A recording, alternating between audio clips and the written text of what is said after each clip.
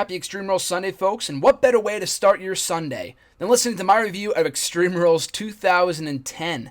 So right here for the next several weeks, not even several weeks, maybe for the next week and a half, I'll be reviewing every Extreme Rules event, with the exception of 2009, which I already talked about last year, so make sure to check that out right here on the channel in the WrestleRant video series, cheap plug.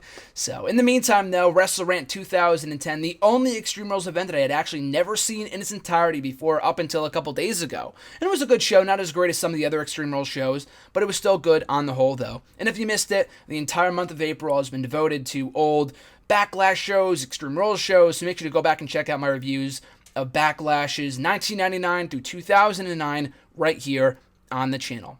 So Extreme Rules 2010 before Extreme Rules 2015 tonight. Let's take a trip right down memory lane back to 2010 with Extreme Rules, the second ever event in the second ever installment in the event's history. So kicking off the show, a gauntlet match to determine a new number one contender team to the WWE Tag Team titles. So kicking off the show was Hart Dynasty taking on, or the team of Sheamus taking on three other teams, where whoever beat Sheamus would get a future tag team title shot.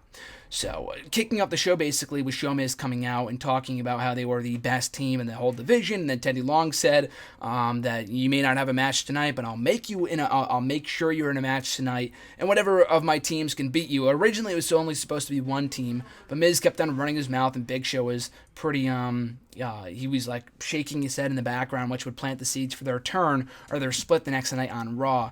But Teddy Long would come out and say you have to face not one, not two, but three teams right here at Extreme Rules, and whoever beats you will become the new number one contenders to your titles.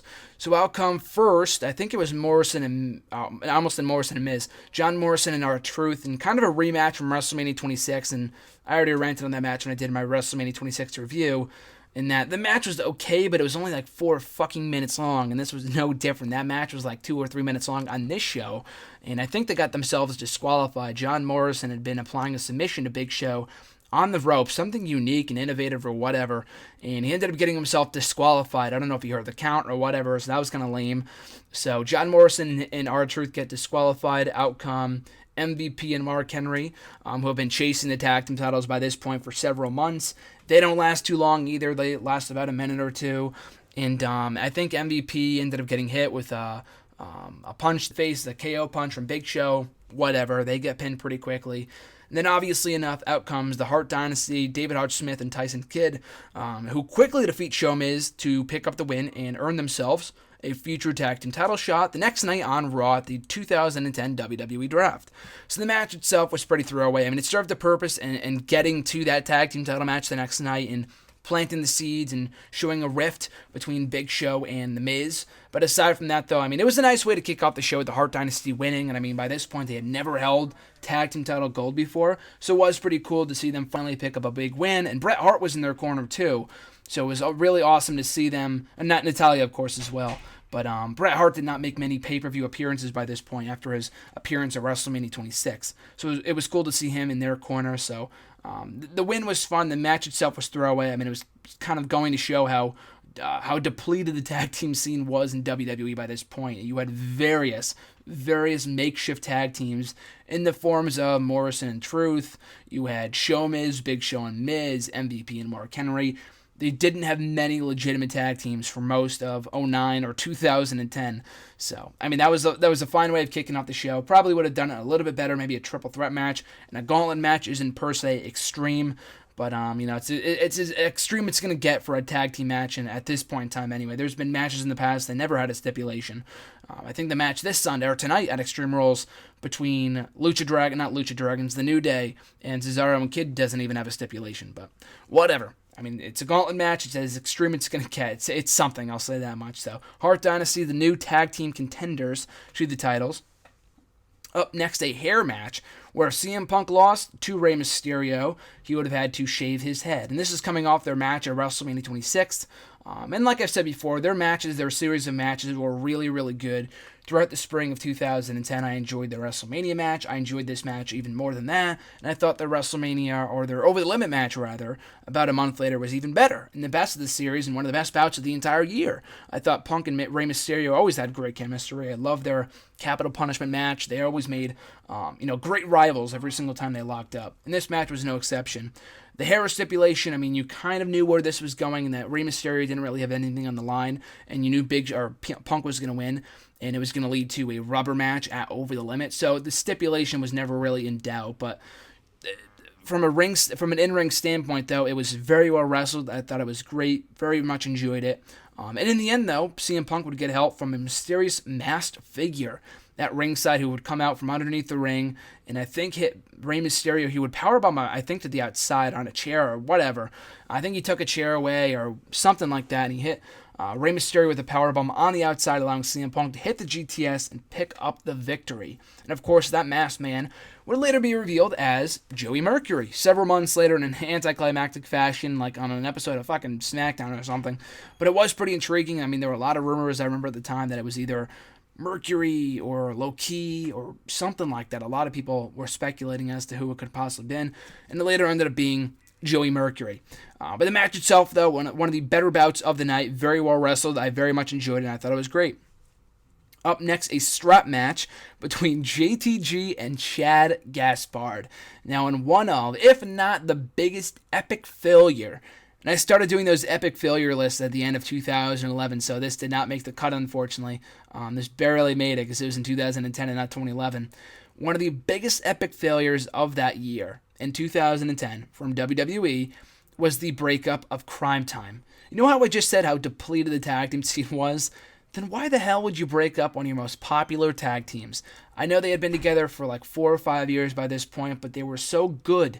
And even though Shad did have potential, like I was excited to see him on his own, but you knew they weren't going to do anything with him. Like at one point I was pitching for him to join the Straight Edge Society. He had just shaved his head, so why not, put him in the Straight Edge Society? And he never ended up coming back. They did this one-off feud between him and JTG. They had some random-ass match on Superstars, which I think Shad won that match, and JTG won this one. And then he was gone. He was taken off TV. I think he went back to FCW to do some training. And then he was released by the end of the year.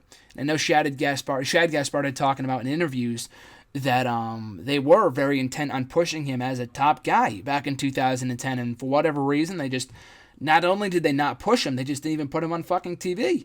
So it's kind of a waste just breaking these two up. And the match itself was terrible. It was not very well wrestled at all. But no one gave a shit.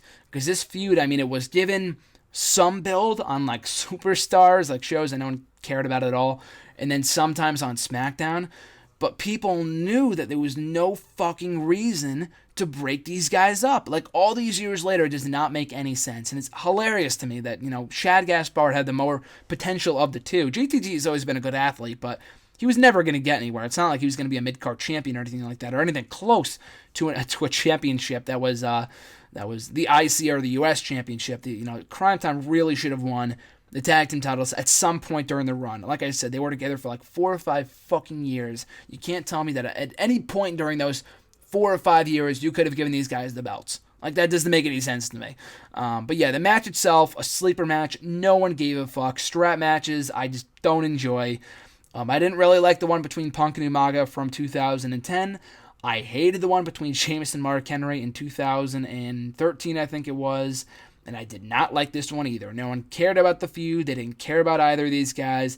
And then JTG won, making Shad Gaspard look like a goof and ruining his push before it would even begin. And maybe they were just kind of scared off from what they saw in this matchup. Officials were, and they saw, oh, Shad Gaspard isn't good after all. Let's not push this guy. I really have no idea. But the crowd was, needless to say, not very receptive toward this matchup at all. They just sat in their hands the entire time. JTG winning was a bad move. It ruined any momentum. Any smidge of momentum that Shad had going for him was ruined when he lost to JTG. So a complete waste of time and easily the worst thing on the entire show. Thankfully, though, we would have a good match up next for the World Heavyweight Championship, an Extreme Rules match between the defending champion Jack Swagger and Randy Orton. So this was kind of like an impromptu feud, just kind of giving both guys something to do going into the pay-per-view. Orton had just broken away from Legacy. Swagger had just won the World Heavyweight Championship on the subsequent episode of SmackDown right after WrestleMania. So they just put these guys in a feud together. They had Orton beat Swagger twice, leading to this match on the pay-per-view. And the match itself was really, really good. Although the feud wasn't really all that memorable, Orton was over enough that people just loved anything he did. And I talked about this before, and I really am enjoying his work that he's doing right now, currently in 2015. But before now, the best work he ever did, as the most over that he's been, before now, was in 2010 when he was an anti-hero. I mean, I loved his heel work, but as an anti-hero, the guy was amazing. And he was a babyface for a couple years after that. But I would definitely say some of his best work came in 2010. This was a prime example of that. He had a really good match against Jack Swagger, put him over in a big way. I think Orton was going for an RKO on a steel chair at one point, kind of shades of what he did to John Cena only years earlier. And he would miss that. He would actually land on his back first on the steel chair. Jack Swagger capitalizing, hitting the gut-wrench powerbomb. Remember that move? He didn't really do the ankle lock until a couple months later, but I completely forgot about the gut-wrench powerbomb before he did it on this show. So he hit his finisher, got the clean victory for the 1-2-3. I mean, as clean as it could get in an Extreme Rules match. But, everything, all things considered, it was a clean win for Jack Swagger. The only good win that Jack Swagger would get in his entire run as World Heavyweight Champion. I hated his run as World Champion because they always made him look so fucking weak. He lost to Orton a couple times in non-title action. He would lose to John Morrison a couple times. He fucking lost to Kofi Kingston one week, and none of these losses meant anything. Complete waste of time. So the guy was he was not a credible world champion at all. And the worst part about it was that they didn't do anything with him after the world championship run ended. I mean, it's not like, they made a start of Jack Swagger in giving him the belt. They really didn't. I mean, they gave him the championship. He was booked so shitty that after he dropped it, he was never, ever seen as a main event star again. And I know they tried pushing him for a cup of coffee in 2013, but look how well that worked out. He was right back to the mid-card, right back to the undercard, I should say, right after that feud ended with Del Rio, right after the championship chase. But still, though, going back to what I was saying before, a good match from Swagger and Orton. Probably one of the better bouts of the night from an in-ring standpoint. Swagger got the clean win. Orton, of course, would lay him out afterwards with the RKO, but it didn't really hurt Swagger. He was going to be damaged anyway, regardless. But still, a really good matchup. Orton stayed over, and he did his duty in putting over an up-and-coming star. So good stuff. Up next, a street fight between Sheamus and Triple H. So this was kind of the story of the night. This matchup, I guess, was supposed to kick off the show, which is laughable because this match wouldn't have kicked off the pay-per-view, considering the fact that, it featured Triple H. And I know he's opened up pay-per-views before. WrestleMania 30 comes to mind. But other than that, you have never really seen Triple H in many opening matches over the years since his rise to prominence. So his music hits. He doesn't come out at the start of the night. We're going back a little bit. He doesn't come out. It's revealed that Sheamus was brawling with him backstage and attacking him before the match even began. So Triple H was in the trainer's room right before the matchup started, and Todd Grisham was like, it doesn't look like Triple H is going to compete tonight. Triple H comes out, shoves Todd aside, which is pretty funny, and he comes out to the ring for the street fight, and for the most part, Triple H just dominated him. I mean, Triple H got in some hope spots, but for the most part, it was all Sheamus' match. And he would attack Triple H with the lead pipe, just kind of beating the shit out of him. Hit 4, not 1, not 2, not 3, but 4 bro kicks on Triple H to pick up the victory. I mean, that was a little bit overprotecting Triple H.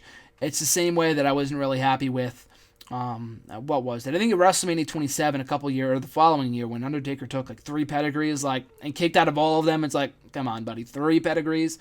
1, okay, 2, kind of pushing it. 3 was a little much. So that was kind of my thoughts on that on this show. I mean, the last 2, he hit 1 and he kicked out. And I don't know, actually, I'm not even sure. I think he hit 2 and then he kicked out of both of them. Or, I don't even fucking know. Because I think he hit 1, he kicked out. He hit another one, he landed in the turnbuckle. And he hit another one and he bounced off the ropes. And the 4th one he hit down to the ground. He finally picked up the win. So a big win for Sheamus. And I don't know if it would make a start of him. Because, a couple months later when he would win the championship back, he really wasn't doing much. I mean, it was, he had a fine run. It was a better run than the first time around for him as WWE champion. But again, people just did not really care because his matches always ended in DQ and interference and all this other shit. He was not as badass of a heel as he is currently in 2015. But regardless, though, I mean, on paper, aftermath aside, this was a huge win for Sheamus. I mean, the match itself was very one-sided, so I can't really call it a great match. But it told a really good story with Sheamus dominating Triple H, ensuring that Triple H did not get up. Triple H tried to fight his way back to standing his way back up, having a concussion. It seemed like, being teased. Then he was being carried back up the ramp, and Sheamus came out again for a fifth Brogue Kick to knock out Triple H. And the attack was done well enough that Triple H was off of TV for the next 10 months before he were to return right after the 2011 Elimination Chamber pay-per-view. And there were a lot of reports that he was going to be back in time for SummerSlam to face Sheamus for the belt. And of course, that would not become the case. And they ended up going with Sheamus and Orton instead. And I guess Triple H might have needed to have another surgery or something like that.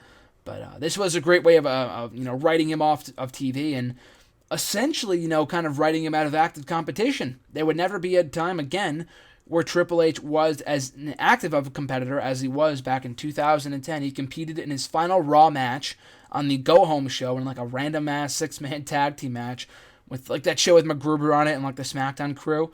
That was his final Raw match until he faced Curtis Axel, if you can even count that match, because it really wasn't much of a match, when he faced Curtis Axel in May of 2013. So after he got taken out by Sheamus on this show, he became a part-timer, so to speak, for the remainder of his career, up until right now. I mean, I know he's still on TV every single week, but as an active competitor, he's not wrestling. He's an active on-air personality, but he's not an active wrestler anymore. So I think that's kind of something that, a nice little trivia note from this pay-per-view. So up next, an Extreme Makeover match for the Women's Championship with Michelle McCool defending against Beth Phoenix. So an Extreme Makeover match, for those unfamiliar, and I was too, it was like a mixture of household items and ironing boards and makeup and hairspray and all this other shit. Just kind of a major stereotype of women. Just kind of I don't know if I would call it a sexist matchup or a feminist matchup or whatever you want to say. I didn't really look at it like that. It wasn't like I was offended because I'm a guy anyway, but I just thought it was dumb. And I know Laycool was all about that kind of shit anyway, the Extreme Makeover stuff. But I don't know, I just thought the stipulation, there was so much more that you could do with the women. And if you really want to have them be taken seriously, you're not going to put them in a match where there's fucking ironing boards and all this other shit at play. Like if you really want to make the women have them being taken seriously by the casual viewer, I'm not saying you have to put them in Hell in a Cell or something, but you can put them in a hardcore match. Like, I love the I Quit match between Beth Phoenix and Melina from One Night Stand 2 years earlier. Like, why can't you do something like that? Not a fucking Extreme Makeover match. What a joke. But aside from that, though, I mean, Beth Phoenix and Michelle McCool are good workers, and they had a good match on this show. I enjoyed it for what it was. And Beth Phoenix, ultimately, despite the interference from Layla and Vicky Guerrero at ringside, she would emerge victorious as the new women's champion, picking up her third women's championship. And her time with the belt would not be very long. It was very short-lived in that she won back the belt, or she lost the belt, I think, only 2 or 3 weeks later. I think she got an injury, and then she had to drop the belt. So they had her drop the championship to, I think, Layla on an episode of SmackDown, like a handicap match or something like that. But still, we had a new women's champion crowned on the show. Cool moment for Beth. The match itself was, meh. The stipulation I could have done without, but they made the most of it, so I commend them for that.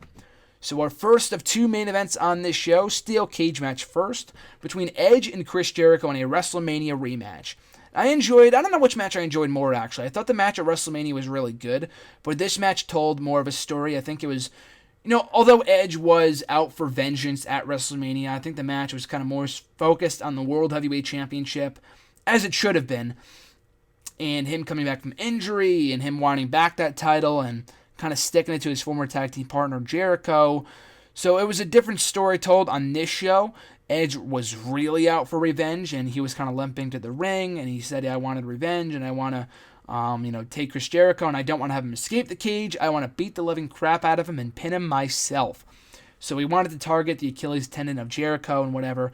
So it was a much more personal matchup than it was the first time around. I don't know which match I enjoyed more. The crowd was not as invested in this match as they were for the one at WrestleMania. But I thought, Baltimore is not the greatest of crowds anyway, and I'm not going to put full blame on them.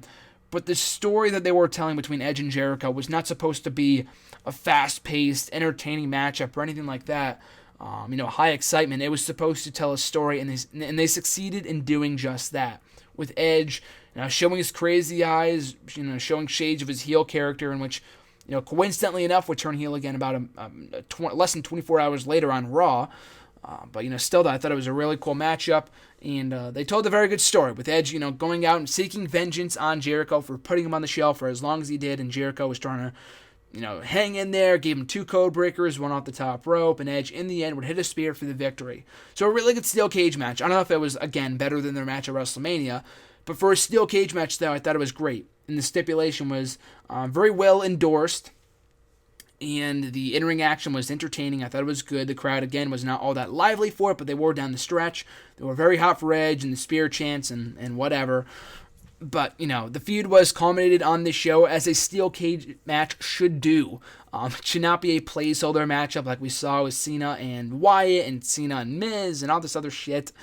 I thought it was a great way of capping off this really good feud. I thought they had a good match on this show, and it's exactly what a steel cage match should be. Ending a feud with no fucking interference. And don't say that they couldn't have done it, because they very well could have. Jericho was aligned with Bad News, or now I'm saying it, Bad News Bear, Wade Barrett, whatever. He was aligned with his NXT rookie Wade at this time. So Barrett could have interfered at any point in the matchup and helped Jericho win, or, help prevent Edge from winning, or whatever. And, so I'm glad they didn't go that route. They just delivered a straight-up singles match, and again, like I said, I very much enjoyed it. So we get to the main event, a last man standing match for the WWE Championship, with defending champion John Cena taking on Batista in another WrestleMania rematch. So I thought early on the match was good. It really wasn't all that great. They didn't really go to the. I'm thinking to myself, that is this an Extreme Rules match? Because they really weren't going all that extreme. It was a pretty standard singles match for the first half of it. But in the final stretch, to their credit, they would go on top of the commentary table. They would use steel chairs and tables and all this other stuff, various FUs and attitude adjustments, AAs, FUs, whatever. And so for that reason alone, I thought they kind of picked up the pace, and I thought it was a really good match. I enjoyed their WrestleMania match a little bit more, like I said before, because it was a little more unpredictable as far as who was going to win. And you knew at this point there were rumors swirling. Not everyone was going to know this. It wasn't common knowledge that Batista was on his way out after either this pay-per-view or the Over the Limit pay-per-view. So it was kind of obvious that John Cena would win here, but I still thought the match was very enjoyable, especially down the stretch, like I said, and that was kind of the case with the WrestleMania bout as well. I hated the match at Over the Limit. I was not a fan of that, the I Quit match. I thought it was so boring. I watched it a couple years ago, and I'm just fucking bored out of my mind, because the I Quit match, it was basically the two just trading shots. And that's why I don't enjoy I Quit matches. It's just one guy saying, no, I don't quit, and the other saying, no, I don't quit, whatever. Not a huge fan of I Quit matches. But I thought this match was, if not one of the best in their series, the best in the series. I thought down the stretch it was really, really good. I enjoyed the WrestleMania match more, like I said before, but I thought down the stretch the in-ring action, or the outside action, whatever you want to call it, near the commentating table, was well done. It was entertaining. The finish, it was lame. I understand that. It was clever. It was innovative, but it was kind of lame. I do admit that, with John Cena tying the feet of Batista to ensure that he could not stand up. And, if this was the end of the feud, I'd be more pissed about it, but they ended up having another match at Over the Limit, and Batista had a claim that, he didn't really beat me, he cheated, or whatever, although he wasn't really technically cheating, because anything goes in Last Man Standing. But, it did continue the feud. It did protect Batista in a way. So I didn't have a huge problem with it as most people probably did. I thought when Del Rio did it to Big Show, that was fucking dumb. You couldn't have waited more than 3 years to do it again, really. But, duct tape, are you serious? Really? Duct tape? Batista, when he just ran into the next night on Raw, just fucking golden. Batista's heel was always so great. Whether it was 2010 or 2014, the guy was golden as a heel. But nevertheless, though, really good match to close the show. John Cena is still the WWE Champion. So on the whole, I thought this was a good show. In comparison to the other Extreme Rules events, I love the 09 one, 2011, 2012, 2013, 2014. I thought were all good to great to amazing. And I thought this one was the quote-unquote worst of the bunch, because I thought the other ones were so much better. But, in terms of grading it as an average pay-per-view, it was a good show. it was a really, I thought it was a pretty good show for the most part. Some really good in-ring action. We had the Hart Dynasty finally picking up a win, although the match really wasn't anything of note. They finally got a win, and it led to their tag team title win the following night on Raw. Punk and Rey Mysterio, a very well-wrestled matchup. JTD and Shad was a complete fucking waste of time. The only thing on the show that really bothered me, everything else was fine. Swagger and Orton, really good match. A big win for Swagger. Another big win for Sheamus. Beth Phoenix winning back the belt. Edge and Jericho, great match. And Cena and Batista, very entertaining match as well. So yeah, on the whole, I would call this a pretty good show. The crowd was not all that lively, but again, this is Baltimore. They're not always that lively anyway. But I would give it a solid B-, a solid B or a B- in terms of my ranking. I don't rank many pay-per-views, but this is kind of the epitome of a B pay-per-view in my opinion. So that's it for my review of Extreme Rules 2010. Like I said before, you can check out my review of Extreme Rules 2009 right here on the channel from last year. I think it's from last May on the WrestleRant video series, so make sure to go back and check that out. And make sure to come back on Tuesday for my review of Extreme Rules 2011, one of my favorite pay-per-views of all time. You'll find out on Tuesday. But in the meantime, and in between time, you guys can find me on Twitter at WrestleRant, on Facebook at facebook.com/graham.gsm.matthews. Make sure to check out my website for my full written reviews of the current pay-per-views, Raw, SmackDown, NXT, Superstars, Main Event, Impact, Lucha Underground, and everything else in between at nextEraWrestling.net. Make sure to like, comment, share, and subscribe. All support is greatly appreciated. And as I said before, make sure to check back on Tuesday for my full review of Extreme Rules 2011. Thanks for checking out this video, guys, and I'll see you guys on Tuesday.